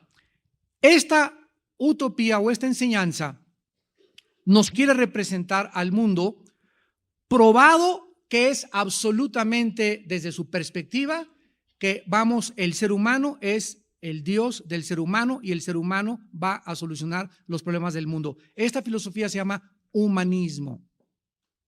Humanismo. No lo confundas con humanitarismo, que es otra cosa. Humanismo es la filosofía que enseña que el hombre es la cabeza del hombre o el hombre es el principio el hombre creó todas las cosas. Ese es el humanismo. Pero fíjate nada más la raíz del problema. ¿Cuándo se niega la pecaminosidad humana, la consecuencia lógica de este mito lleva directamente a la dictadura y a la tiranía de las naciones? La falsa confianza de que nosotros somos perfectos provee la justificación de hacer perfectos a los seres humanos, no importando el medio que sea. Los comunistas establecieron una frase muy famosa que dice así: el fin justifica los medios. Y esta filosofía se introdujo al cristianismo. Y yo me he encontrado personas que me han dicho, vamos a traer un grupo de rock y a Juan Gabriel y vamos a después a darles el mensaje de Jesucristo. ¿Qué acaso Dios no quiere que se reúnan los jóvenes? Pues vamos a reunirlos con el pretexto de un grupo de rock o de un cantante de Hollywood famoso y después les damos el mensaje de Jesucristo. ¿Y saben con qué filosofía lo dicen? Se le llama estrategia.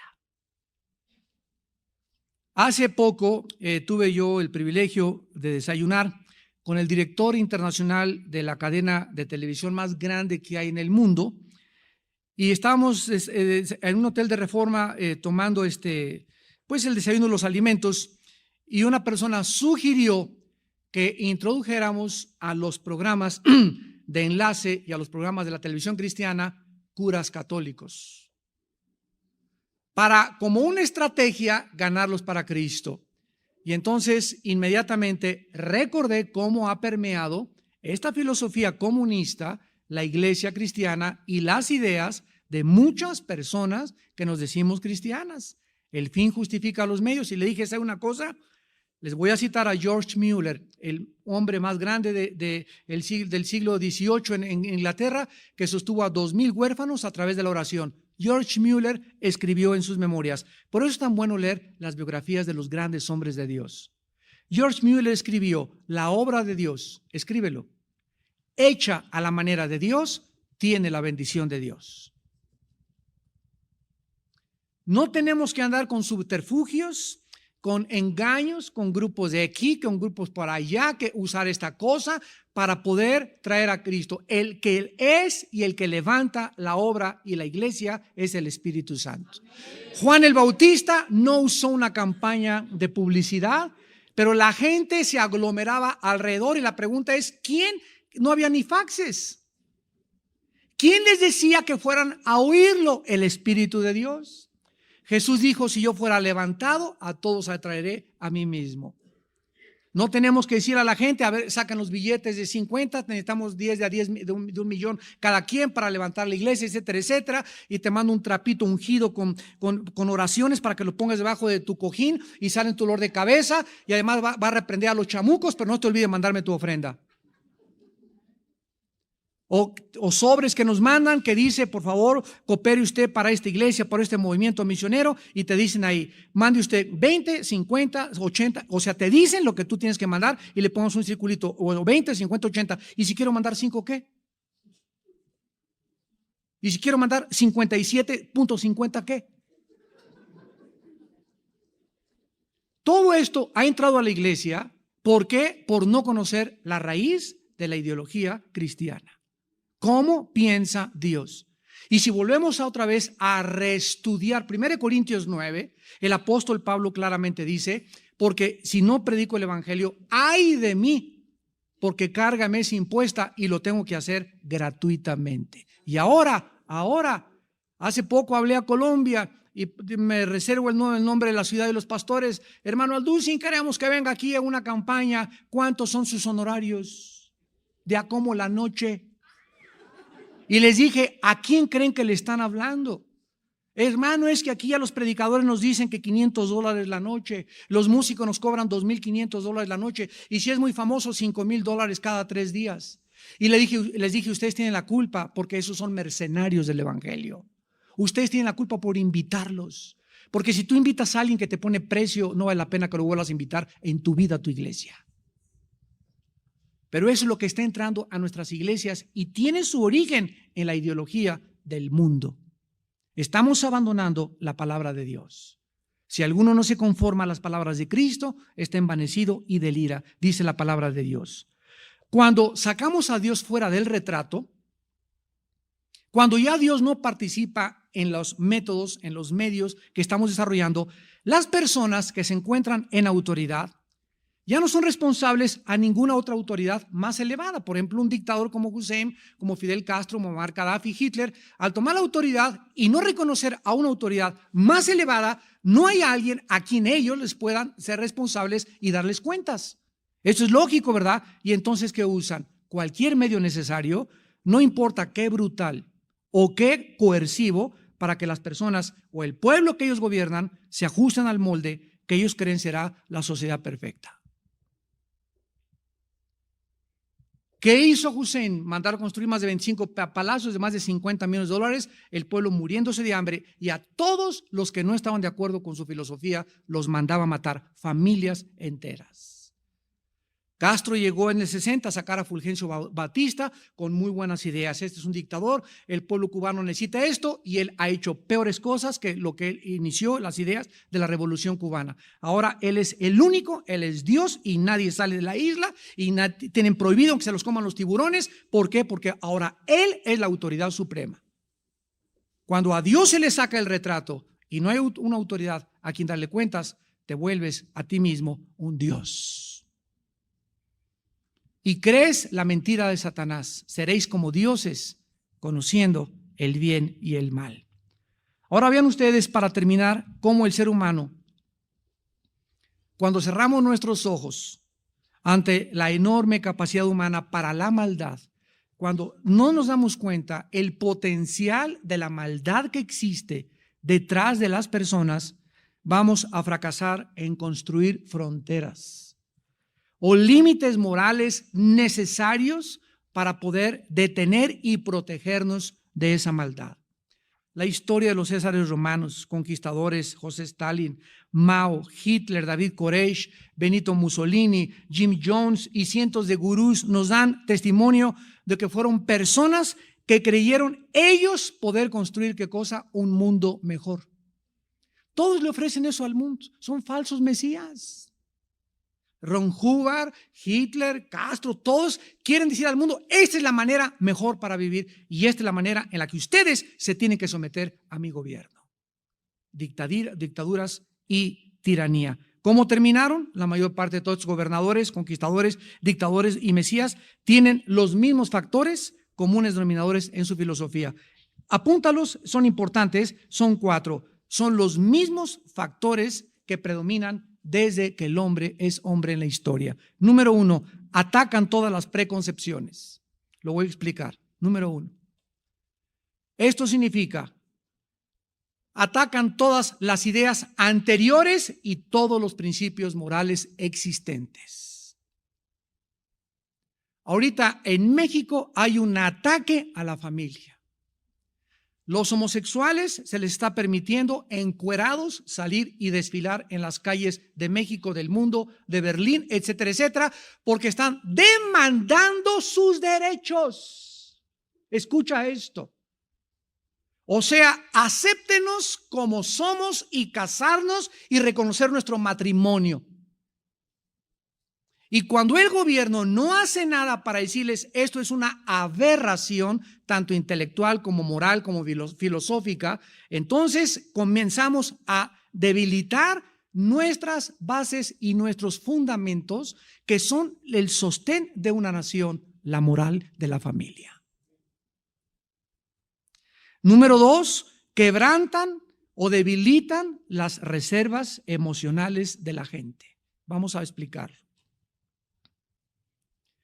Comienzan a enseñar que solo bajo el sistema bajo el cual viven les dará seguridad y bienestar, que no hay otro.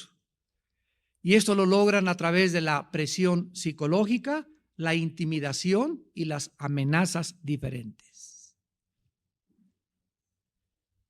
Uno de los peligros más grandes de una campaña política es este. Ve a la calle y ve todos los anuncios: llegó el tiempo de la esperanza. Conmigo la haces hijo. Yo soy el papucho de papuchos, Juan Camaney, este es el libertador. Y por todos lados vemos personas que le ofrecen, o sea, en otras palabras, tú vota por mí y déjame decirte, se arregla todo. Todos tienen esa premisa filosófica de punto de partida. ¿Por qué? Porque no hay ni integridad ni honestidad ya en los valores de la sociedad que vivimos. En tercer lugar, se demanda lealtad al partido, al club o a la filosofía, haciéndoles creer, escucha, que todos los demás son tus enemigos. Así es. Cuando en un gobierno como en México, el PAN en este caso sube al podio y a la presidencia, a la más alta investidura, para gobernarnos, y los demás partidos comienzan a hacerle creer a la gente que esos son nuestros enemigos. En ese momento hemos perdido el patriotismo y nos hemos convertido en partidistas. Porque aun cuando un partido opuesto al que yo pertenezco toma la posesión, yo tengo que reconocer que ahora mi partido tiene que cooperar y colaborar con ese hombre de ese partido para que México surja y lleve sus objetivos hacia adelante y hacia una meta de esperanza. Pero si vamos a ponerle piedras y piedras porque no es de mi partido, pierdo el patriotismo y me vuelvo partidista. Pierdo mi integridad como político.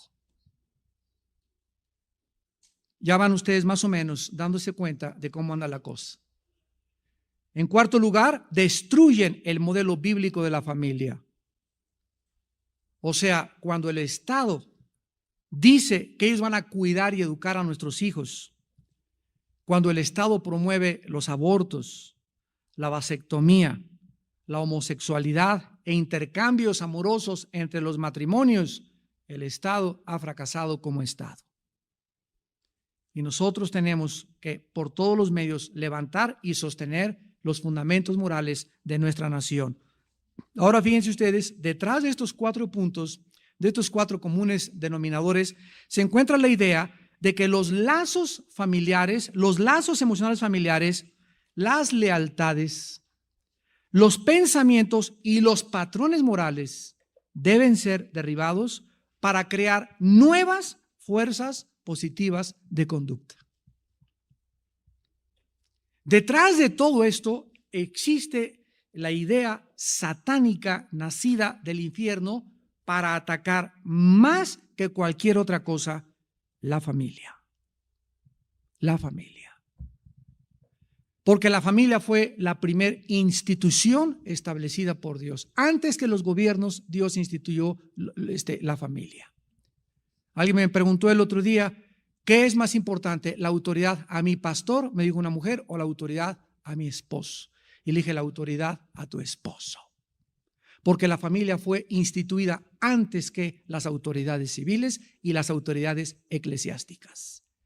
Ahora, si tu esposo te hace o te forza para violar una ley moral, entonces vas con tu pastor para que él te aconseje. Pero tú no puedes, si tu esposo te dice no vas el domingo a la iglesia y tu pastor te dice ven a la iglesia, tienes que someterte a tu marido. Porque es la autoridad suprema en la palabra de Dios. Lo que realmente emerge, ¿verdad?, de todas estas cosas es una dependencia total sobre una figura cultica autoritativa, los dictadores y los tiranos. Todos los grandes tiranos de la historia y los falsos mesías han proclamado la misma mentira. Termino con esto. Escuchen lo que han dicho. Denme el poder y lo usaré para formar una sociedad ideal. Denme el poder y lo usaré para crear una sociedad ideal. Vamos a despedirnos con las palabras de Cristo en Mateo 20. El Hijo de Dios hace 2000 años anticipó todo esto para que no vivamos en la irrealidad, sino en la realidad. No esperemos que una persona cambie a México. No esperemos que haya un partido que cambie a México. El problema es mucho más profundo que un hombre y que un partido. La Biblia dice que hasta que Cristo venga, el mundo irá de mal en peor. Tratemos por todos los medios de poder tener la oportunidad de dar testimonio de Jesucristo. Esa es nuestra misión en la vida. Al César lo que es del César, a Dios lo que es de Dios. El gobierno que gobierne, y antes de atacar el gobierno y que Fox y que esto y que el otro, debemos orar por nuestras autoridades y nuestros gobernantes. Someternos a la autoridad, Romanos capítulo 13, y hacer nuestra misión, ser luz en el mundo. Jesús dijo en Mateo 20, versículo 25 al 28. Entonces Jesús llamándolos, dijo, ¿sabéis que los gobernantes de las naciones, qué cosa? Se enseñorean de ellas sin excepción. Se enseñorean de ellas. Y los que son grandes o autoritativos ejercen sobre ellas potestad o dominio. mas entre vosotros no será así. Amados hermanos en Cristo, despojémonos de todo espíritu de querer controlar a los demás. Padre de familia, no creas que porque quieres controlar a la fuerza y tienes que ser autoritativo, aquí en esta casa mando yo. Ese espíritu de control enferma a tus hijos y a tu esposa. No es la forma de gobernar queriendo demostrar que tienes autoridad, ejerciendo autoritatismo en tu familia o en el núcleo donde tú vives. No es la forma, es amando. Amando. Ama a tu esposa, ama a tus hijos, y claro que hay que ser firmes cuando lo tenemos que hacer, pero no seas toda tu vida una persona autoritativa sin que tengas el amor y sin que reflejes ese amor en tu propia familia. Entre ustedes no debe ser así.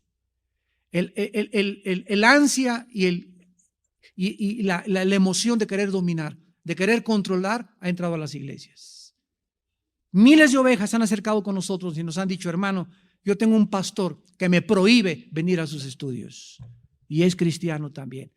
Hombres autoritativos. Quieren dominar, ejercer control. Otros llegan al grado de decir: si te vas, la maldición te va a alcanzar. Porque solo en esta iglesia está el Espíritu de Dios. Ese espíritu, repito, tiene que salir de nosotros. ¿Por qué? Porque no es el espíritu de Jesucristo. Jesús termina diciendo: entre ustedes no será así, sino el que quiera hacerse grande entre ustedes sea vuestro servidor. Y el que quiera ser el primero entre vosotros sea vuestro siervo. Como el Hijo del Hombre no vino para ser servido, sino para servir y para dar su vida en rescate por muchos. Oremos.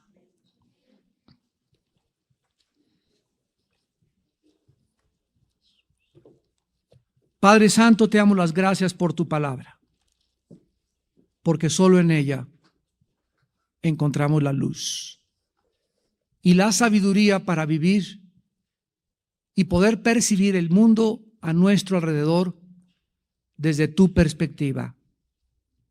Oh Dios, gracias por alertarnos, advertirnos que vivimos rodeados de millones de ideologías, de ideas, de libros, de comentarios, de opiniones, de escritores, de artistas, de políticos.